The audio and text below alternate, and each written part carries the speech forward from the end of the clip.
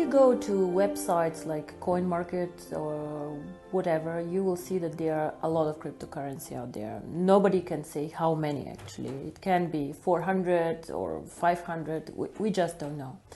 So in my opinion, however, there are maybe 3 or 4 really big ones who are trying to be big, who are trying to find a niche, and who are trying to do some work.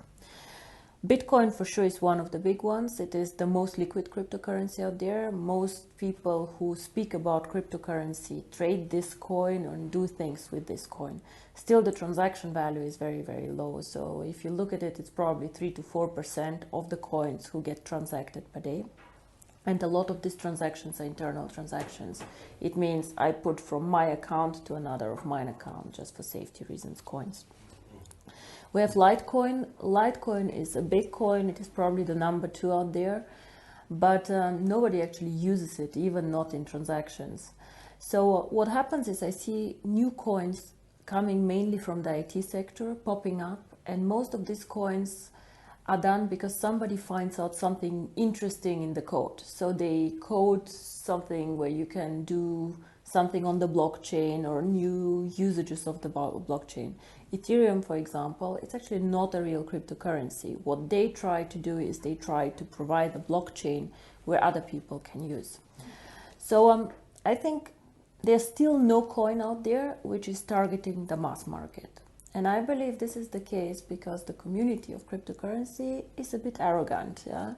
So they are for sure very knowledgeable people, very smart guys, most of them with very heavy IT background. A lot of them also believing in this theory of, I would not call communism, but we should give something to the public, we should share it all and then see what happens. Nothing bad with this, but if you put something out there and give it for absolutely free to the people, you have no money to invest in infrastructure, you have no money to invest in a brand, and you somehow have to trust it that it will move in the right direction. So for sure they cannot invest in events like we do, they cannot invest in education, they cannot invest in a strategy. So I think what is unique about Onecoin is we target the mass market. So we try to make the cryptocurrency as simple as we can, we try to link it to education, and we try just to be accessible for everyone. Make the mining very simple, make the usage very simple. The second thing that I believe we are unique is that we are very global. So we always try to create a currency that is present on all continents.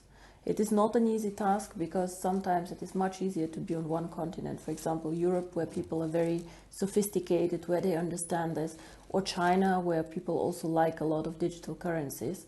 But still, we believed from the beginning, if we want to be the future of payments, if we want to do transactions, we have to be also in Africa, we have to be in India, we have to be in Latin America. So this is very, very important for us. And the third thing that I believe is very, very important is we are one of the few cryptocurrencies that focus on usage. And I don't mean usage of the blockchain like others, like Ethereum, but I mean usage by people. Because cryptocurrency itself has no real value. It is just an algorithm, it is just a digital number that you have. Unless you put something behind. Something can be a brand, but something can be also the usability. What we want to do with Onecoin is we would like to be the first choice for merchants. We want to create something like PayPal, saying it very, very simply, but in the cryptocurrency world.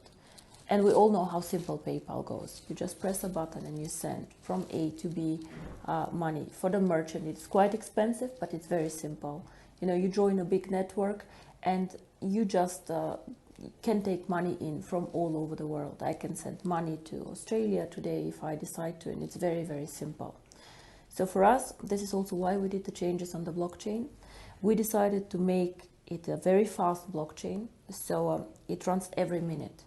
In average, this means that every 30 seconds your transaction gets approved because you do not, you join like within the block running. And it is as fast as Visa and MasterCard do transactions.